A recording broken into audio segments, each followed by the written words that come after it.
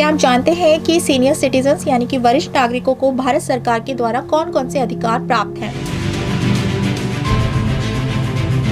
आप सबका एक बार फिर से बहुत बहुत स्वागत है हमारे आज के शो में। देखिए, भारत में सभी नागरिकों को कुछ न कुछ अधिकार जरूर प्राप्त होते हैं और सीनियर सिटीजन्स के भी कई सारे अधिकार हैं जो उनको दिए गए हैं, क्योंकि वो हमारे समाज का एक अहम हिस्सा है।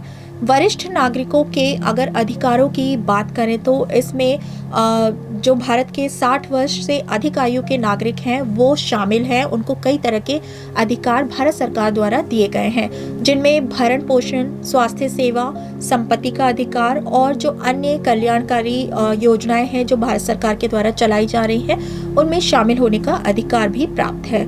कुछ जो मुख्य अधिकार हैं उसके बारे में हम बात कर लेते हैं कि वो कौन कौन से अधिकार हैं जो सीनियर सिटीजन्स यानी कि वरिष्ठ नागरिकों को प्राप्त हैं।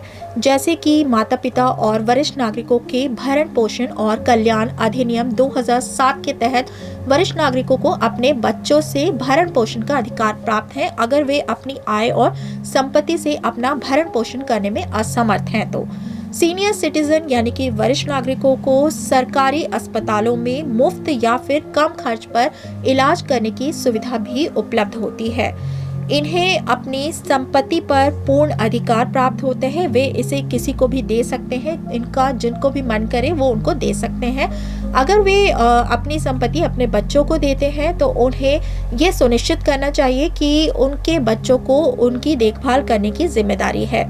कुछ जो अन्य अधिकार हैं वो भी सीनियर सिटीजन्स को दिए गए हैं, जैसे कि वरिष्ठ नागरिकों को रेलवे में किराए की छूट दी जाती है और बस में भी जो सरकारी बसें होती हैं वहाँ पर भी कुछ सीट्स जो है वो वरिष्ठ नागरिकों के लिए आरक्षित होती है। बैंकिंग सेवाओं में भी इन्हें अलग लाइन और प्राथमिकता दी जाती है और वरिष्ठ नागरिकों को वृद्धावस्था पेंशन जैसी योजनाओं का भी लाभ दिया जाता है।